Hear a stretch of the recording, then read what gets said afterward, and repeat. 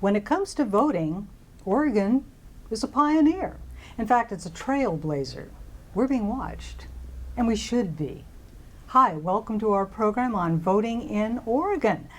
Oregon is really a pioneer. As a matter of fact, it's the first state in the United States to offer vote by mail and the first to implement automatic voter registration. In fact, Oregon has spent every effort for generations to protect your right to vote and to have it count. So we begin our general election 2018 coverage by asking the guardians of your vote how it works in Oregon. Who can vote? How votes are counted? How safe is the system, and why does your vote matter? Please welcome to our program our guest, Steve Trout, the State Elections Director. Hi, Steve. Thank you. Connie Higgins, Marion County Elections Manager, and Kathleen West of the League of Women Voters of Marion and Polk Counties. I've been waiting to do this program because I have questions, and people ask me questions, so I'm asking them of you. Starting with deadlines for registering and mailing in your ballot. Connie, can you tell us what are the deadlines, what are we looking at, and where do local ballots go? Okay. The deadline to register to vote in the state of Oregon is 21 days before each election date. So for the November election, it'll be October 16th. Okay. So anyone new to the state will need to register through DMV or by sending in a voter registration card by October 16th. Postmarks do count for that date and for registering to vote. Anyone who updates their registration in the state of Oregon, if they're already registered, they can update their registration up until 8 p.m. on election day. Wow. Well, that makes it immediate, right, and easy. Well, do you have to vote on everything on the ballot to make it count? You do not. You can vote on the contests and candidates that you're interested in voting for. And so if you just vote for one contest on the ballot, that contest will be voted. And it will not, by not voting the rest of the ballot, it does not take away from that one contest. Interesting. And what if you make a mistake on your ballot? What happens then? If you make a mistake, you have a few options. So you can cross through the error that you made on the mistake. You can cross through the name that you voted for. You can cross through the yes or no vote on the measure. And then you can vote the way that you want it to be voted. And Oregon is a voter intent state. So Oregon does count the vote the way that the voter intended it to be counted. Can you also tell me where do our local ballots go? Because I was surprised to find out that even if I'm voting here in Marion or Polk County, it goes first somewhere else to Portland. Right. All ballots mailed in Salem will be routed through the Portland facility.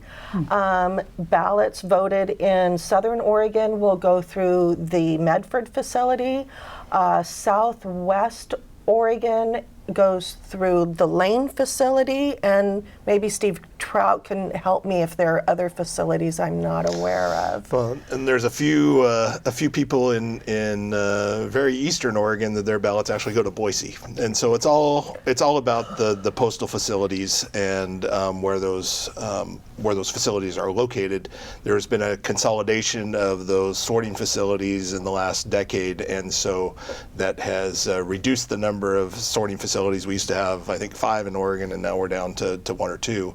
And so that impacts things, but it's not just for ballots, it's for all of our mail. And so it's just something that we have to adjust to, and it's been great to work with our partners at the U.S. Postal Service, because they've really made Vote by Mail work, and we've been doing this for 20 years, and they've been great partners, and they take good care of us. 20 years for Vote by Mail?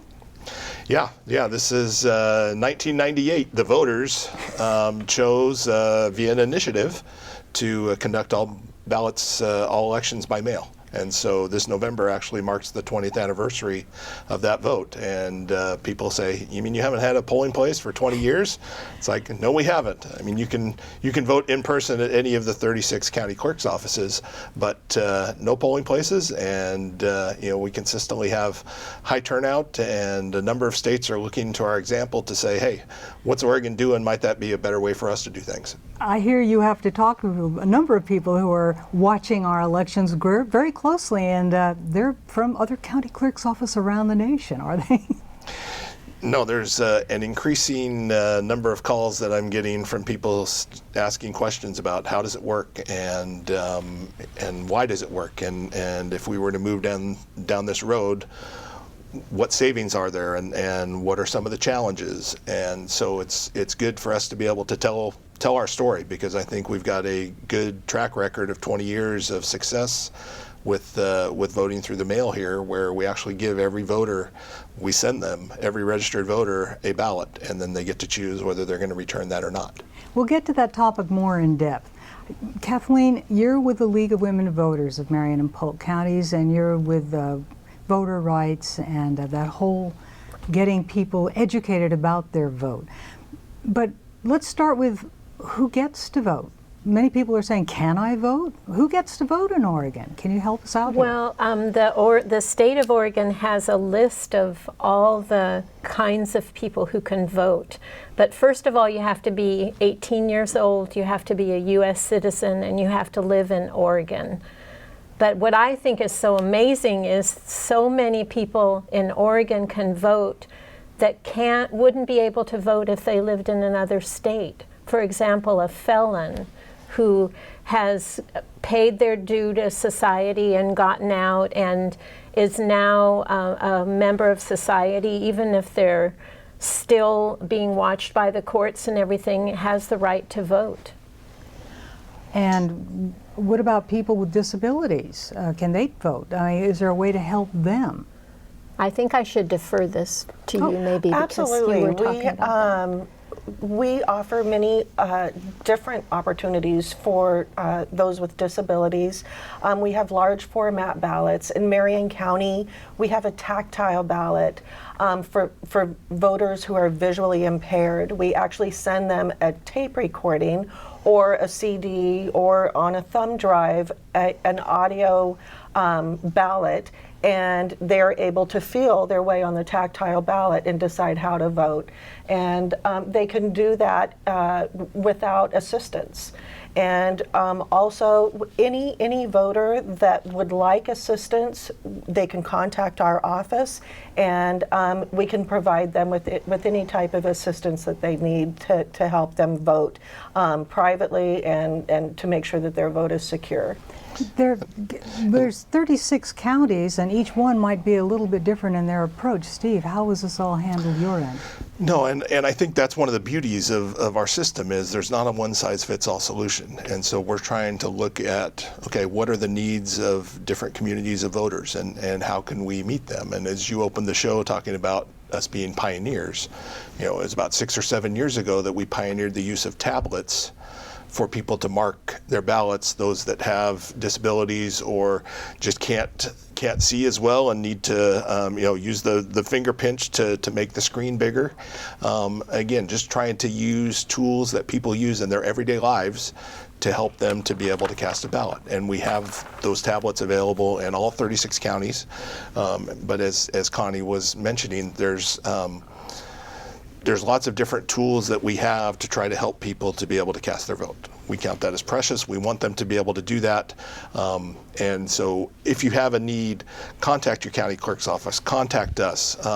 There's resources on our website, oregonvotes.gov, to talk about voters with disabilities and the different tools that are available to help them. And we really want everybody to be able to participate. You have a really approachable system online. I was taking a look at it, and has everything you would ever need to know about voting in Oregon, whether you're overseas, whether you're homeless. Everything seems to be right there. How's that system working? Well, to get the voter information out to potential voters and to those who want to sign up? we err on the side of providing more information because it's really hard. Because I've got like 4 different audiences that are out there. I've got voters, I've got candidates, I've got the media, I've got academics that all are looking for different things in different places, and so trying to find the right balance of information to provide. But we know that people go online to get information, and so we're trying to provide as much information there as possible. And yet there's some situations where it's best just to pick up the phone and call us, and we'll try to help you through. Let's take a look at the Oregon voter. Just give us a sense of who's voting and under what circumstances. How many registered voters are there in Oregon? So about 2.7 million registered voters right now. Now, what percentage of the population is that? We don't have exact numbers, because the census will be coming out here as far as who the eligible population is. But, we think it's in the 3.5 to 4 million individuals range of who is eligible to vote in Oregon. And so we've still got a ways to go. There's still people out there that could participate that aren't, but we're trying to make the system as easy as possible for everyone to participate. Can you tell us how many of these eligible voters turned out for the presidential election in 2016? Right. So in 2016, our voter turnout was 80.33%. Which was, I think in the top 5 of the nation. And I'll just go to my cheat sheet. That was over 2.05 million ballots that were cast, which was a record for Oregon. If you compare that to the previous presidential election in 2012, our turnout was 82.8%, which is a little bit lower by these numbers, but 1.82 million votes were cast. And part of the reason of that is because we have many more registered voters now because of automatic registration, and so that's changing that percentage. And so for the first time in 2016, we had over 2 million ballots cast in Oregon, which is a great accomplishment. Do you keep track of the percentage of votes by party? Of registrations, yeah. and yes, of actual votes. But the registrations, yeah. The current registrations, Democrats are at 35.5%, and so that's the top category there. Non-affiliated voters, those that aren't affiliated with any party, are now up to 31.6%. A third of the voters are not affiliated with either of the two main parties. Correct. 3 main parties, right? Right. And then the Republicans are at 26.0%, and finally the Independents, which are also our third major party, are at 4.5%. But the non-affiliateds continue to increase. I'm curious, why do you think? Do you have an idea of why that's happening?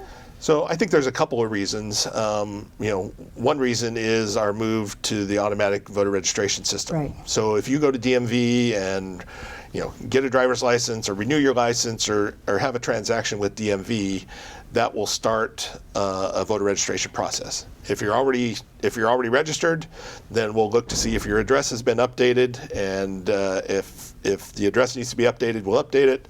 Otherwise, it just continues on. But if we look and you're not registered, that transaction at DMV will start an automatic voter registration process. And so you'll receive a letter in the mail that says you've got 3 options, and you've got 21 days to tell us what your choice is. The first option is do nothing, and if you do nothing, then you're going to be registered to vote, and you're going to be registered as a non-affiliated voter. And so a lot of those transactions, people are just remaining a non-affiliated voter. Another option is they can select a political party on this card and return it to us, and there's about 8% that choose to do that. And then finally, they can send the card back and say, no, I don't want to be registered. And so as long as we receive that card back within that 21-day window, we'll reflect that and honor that choice and enter that into the system, or not put them into the system, depending on what the choice of the voter. But I think that's one of the contributing factors to people, more people being registered as non-affiliated. But then I think a second one is just people not wanting to associate with the party and being frustrated with the political process and just choosing to say, I don't want to be a part of any of these parties. I still want to vote, but I don't want to be part of these parties. And so I think we're seeing that. I see you nodding your head over here, Connie. Right, I agree with Steve. They're, for one reason or another, they're choosing not to be affiliated with the major political parties. And I don't have each of their individual reasons behind it, even though we do get some feedback from voters. But everyone is making their own decision, and it's their freedom, their choice to pick whether they want to be associated or affiliated with the major political parties or not. That might actually be having a healthy effect on how the two-party system works, or how democracy works in America, by having a substantial group of people saying we don't want to vote under either party's banner. Do you think it's going to have an effect down the road? It's hard to know, and we just put the election on. Yeah. We send invitations to everybody to the party and hope everybody comes, but who comes and who doesn't, we can't be too concerned about, and we just put the party on and make sure invitations go to everybody. Good way of putting it. Right. We'll see how it goes, is what we're really doing. We plan this event, and everyone that's a registered voter in the state of Oregon is invited to participate, and we hope they choose to do that. Can I ask a question? Sure. Does an unaffiliated voter, are they able to vote in the primary? So in the primary, the political parties get to choose who votes in their political primary. So the political parties get to decide that. And so the independent party this time allowed those non-affiliateds to vote in their primary. The Republicans and Democrats did not. In previous elections, others have allowed it and others have not. But at a minimum, they get to vote on all of the non-affiliated positions, many of the, all of the local positions, the measures. And so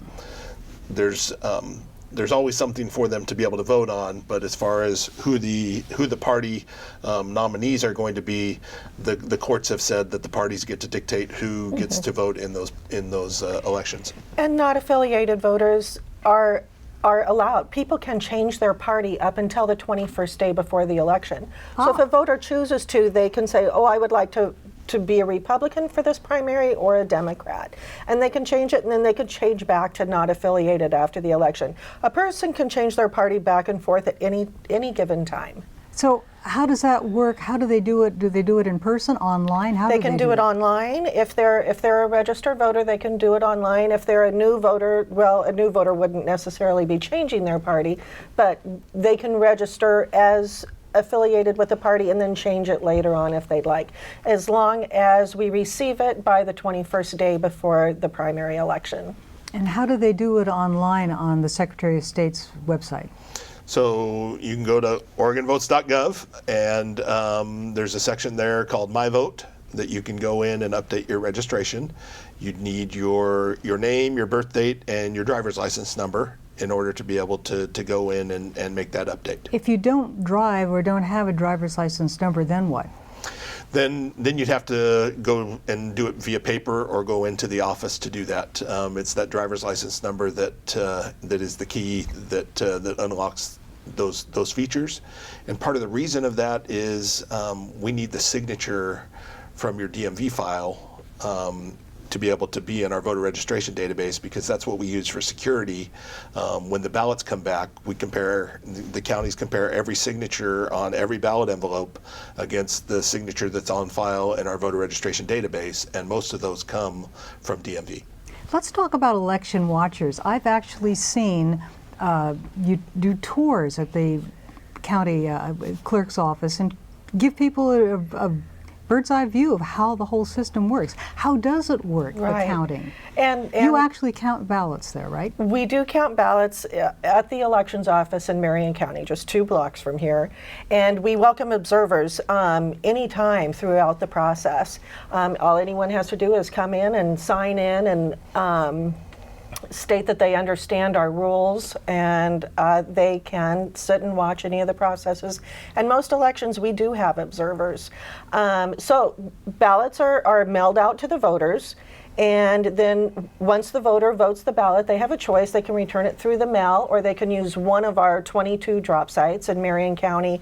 Also, voters can turn in their voted ballot to any county clerk's office in the state, or any drop site in the state, including the Secretary of State's office. And so then those ballots will be forwarded to us via priority mail or a mail tracking system. The county clerks in other counties will gather our ballots and then send them to us.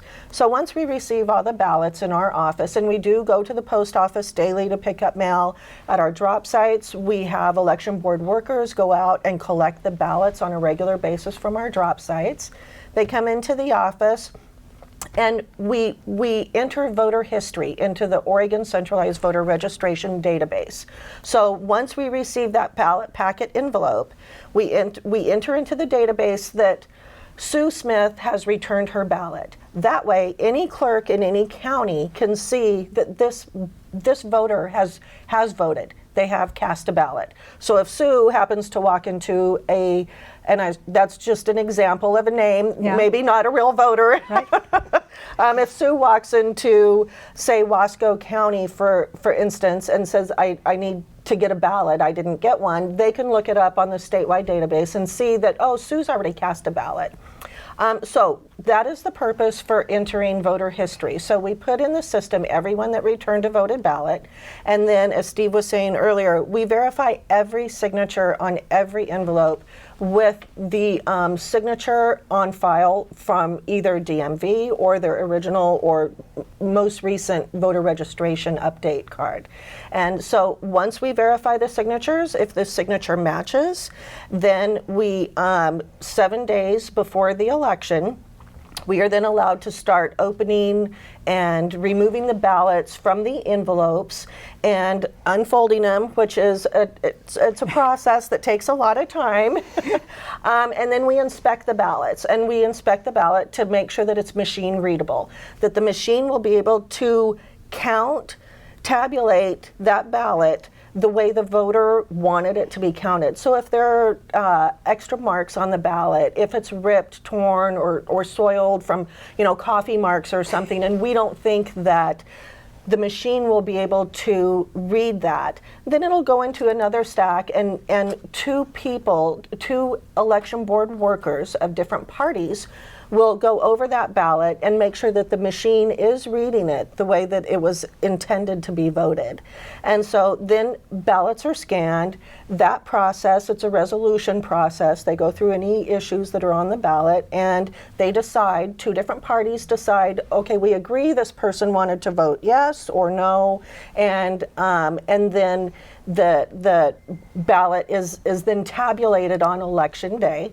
And then results are put out 8 p.m. election night, and the process continues until 20 days after the election when we certify results. Wow. And Wendy, there's one other thing I think is important to mention, because as Connie said, each one of these ballots is tracked, and so we have a way to know how many ballots are out there. That's the paper trail. Oftentimes we'll get phone calls because, believe it or not, election officials are human, and every couple of elections somebody sends out a wrong ballot to a certain neighborhood, and so they catch that, and then they'll send out a second ballot, a correct ballot, again, and people say, well, why do they get to vote twice?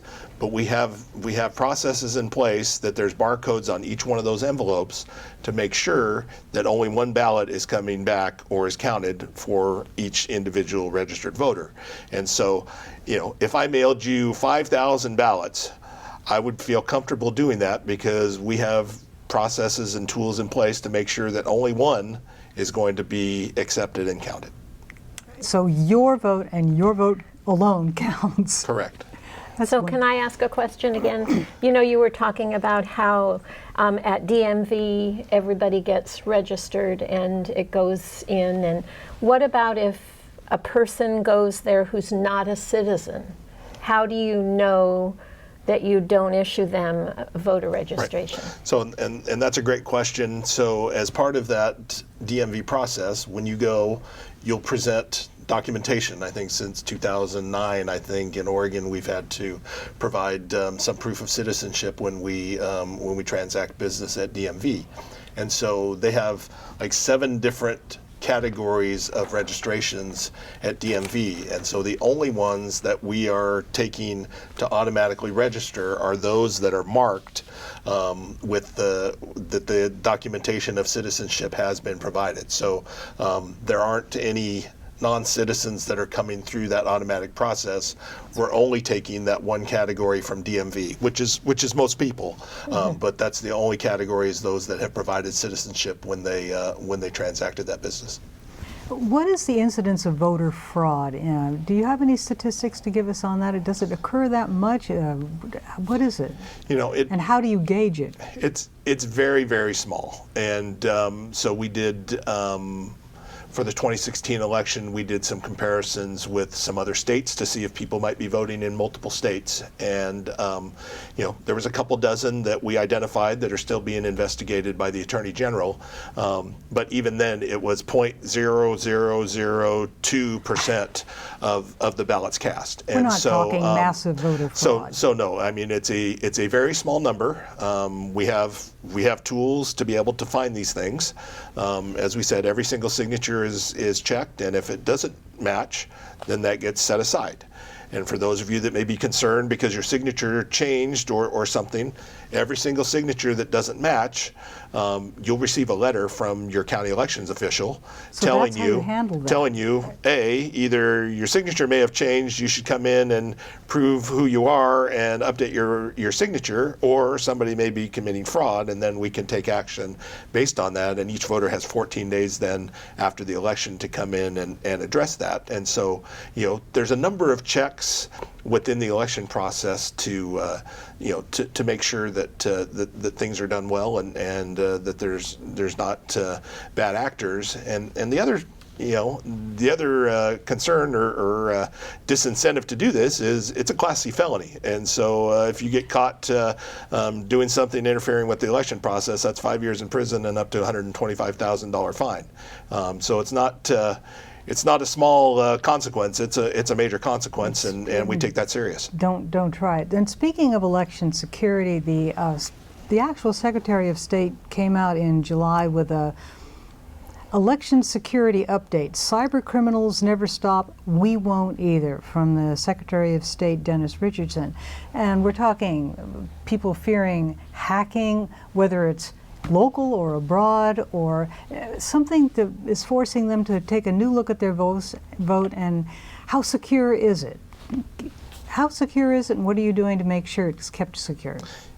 I will say with full confidence, elections today are more accurate and more secure than they've ever been. And I'm proud of that. Our county partners helped to make that happen. Does that mean that there's not bad actors out there? No. But we continue to use the tools we have to put up roadblocks and to protect the integrity of the elections. With the news of the last couple years, we've done more training. We've done trainings for the counties. We've had the Department of Homeland Security in to look at our systems. We've added security professionals to make sure that our registration database and our website are more protected. But really the biggest challenge right now is misinformation. And I think that's the real challenge and the real threat to our elections is all of the misinformation out there, no matter what the source. And so I really thank you for having this program so that we can get the correct information out there so that voters can know, hey, this is what our election team here in Oregon is doing. This is what we can have confidence in. And if we have questions or something doesn't sound right that we see in the media or on social media, we know who to call now. And they can call you too. They can call us too, and that is a good point that we would like to make is we're accessible, we're here, and we invite you to, if you have questions, you can call us, you can call the Secretary of State's office. They're one of the state agencies where you will always get somebody, a live person answering the phone. And you're welcome to come in and view the process at any step in the process, the full process. And we'd really like that. And if there is any concerns that you have or questions, just contact us. And do you help candidates educate them to make sure their whole campaigns are safe? Do you help them out at all? So I'm sure they have questions right along with the rest of us. They do, and we provide as much support to campaigns as we can. We help them with campaign finance transactions and the different rules and the filing deadlines and what can go in a voter's pamphlet statement, an argument, and what can't. But we've also put a couple tools on our website. There's a program through Department of Homeland Security and Harvard University that put together a playbook for candidates, a cybersecurity playbook for candidates. And so we've put that on our website where candidates file with some tools and tips for them to try to avoid being hacked and being susceptible to misinformation. I saw that. I went there on your website when I was going and doing a little research for our program, and I was fascinated by that. It's extremely detailed, that cyber playbook, and I would imagine it would be very helpful to candidates. Yes, and I mean it's great that I think that's probably one of the biggest benefits of what happened surrounding the 2016 election and some of the concerns about security is there's been more attention placed to it, and we've had more resources allocated to be able to do some research and to try and help people to recognize things, and just the strength of your passwords and the links that you open on your website. It seems like pretty easy stuff, but those are the ways that people are getting in and being able to take advantage of systems. And it's not just election systems, it's anything that's connected online. It's so detailed, it even tells you how to train your staff and people who are working for you, how to vet them first, how to train them so that they don't make a mistake that could be avoided, and keeping their campaign on the up and up, and knowing who's using it and how it's being used. That's great. And that's the hard part about being in the elections world is we need voters to have confidence in the process. And it doesn't matter whether the Secretary of State gets attacked or the county clerk or a candidate. Anything out there bad about the election causes people to have less confidence in the process. And so, that's why we're really trying our best to try and get the word out there of come watch, come look at the process, come learn. Because if you'll come and observe the process and see the detail that these election professionals go through, you'll leave with your jaw on the floor saying, wow, I had no idea that it was this detailed and that this much care was taken for our votes. It is true, isn't it, that this could become a model for the nation, the way Oregon handles the vote process? So there's a number of states that are contacting me. I go to national conferences and they're starting to ask more detailed and serious questions. I had a call right before I came on this show from the state of New York asking about how they could do vote by mail in New York. And it's not just a West Coast phenomenon anymore. It's moving east, and people are starting to talk about it seriously because there's a lot of advantages to it. Cost savings advantages, voter engagement advantages, and security advantages, because here in Oregon we don't have one election day.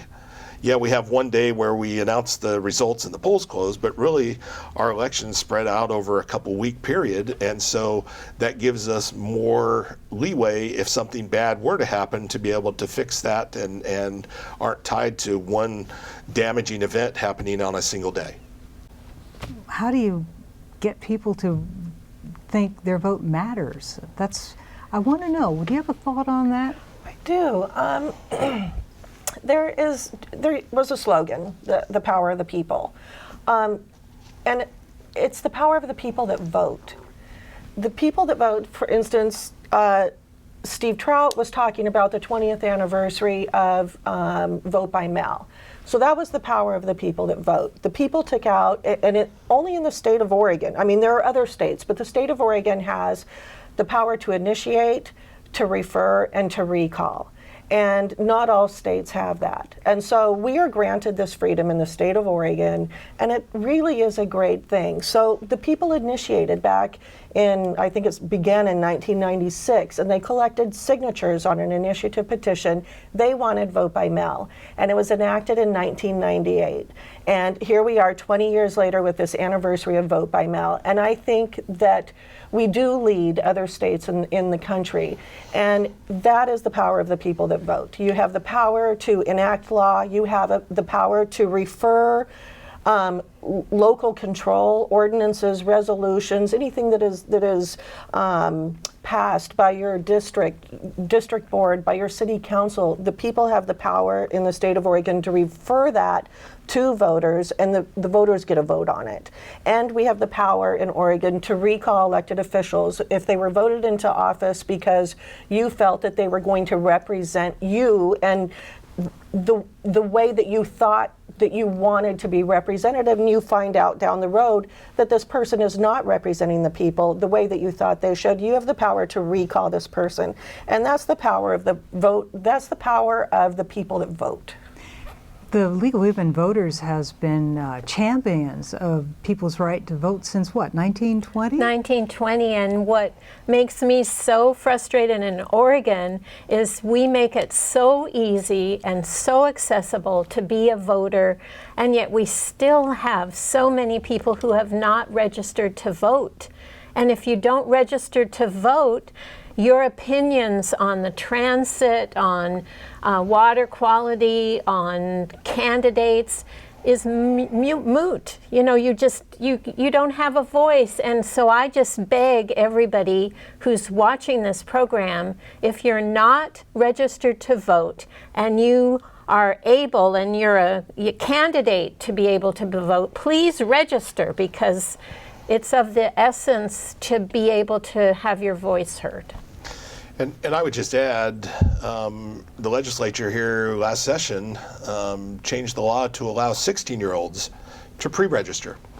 So that's another tool where we're trying to get people engaged and on the roll so that when they turn 18, they can cast their ballot. You can't vote until you're 18, but you can now pre-register when you're 16. And so that's a great way to engage the youth and to provide yet another way for people to get registered. And I would just say, you know, here October 10th, we'll be sending to every household in Oregon, not every registered voter, every single household in the state, a voter's pamphlet. And in that voter's pamphlet will be a form to register to vote. And we do that on purpose. As you remember, Connie said October 16th is the deadline to register to vote. And so we want that voter's pamphlet out there so that people that say, hey, there's an election coming up. And so even if they're not registered, they can take that form out of the voter's pamphlet. They can still go online if they want to, but there's that form in the voter's pamphlet that they could tear out and mail back in and get registered so that they can vote in that election. And so that's what I love about the way we do elections in Oregon is there's so many fail-safes and backups that we have so many options to protect the rights of the voters and to make sure that they can participate. Let's talk resources so that you can become a savvy voter. Ideas? Let's start with the League on that. Well, the League has several forums that present candidates and that explain ballot initiatives with both sides represented.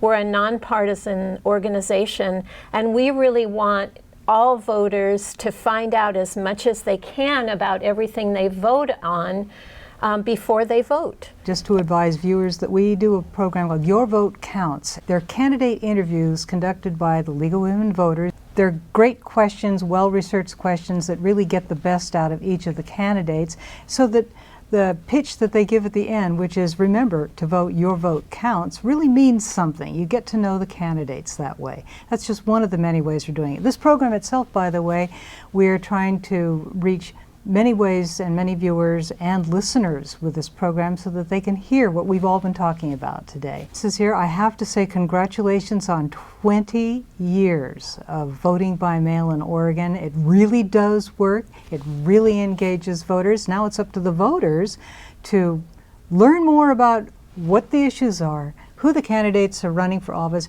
and have a say in their own futures.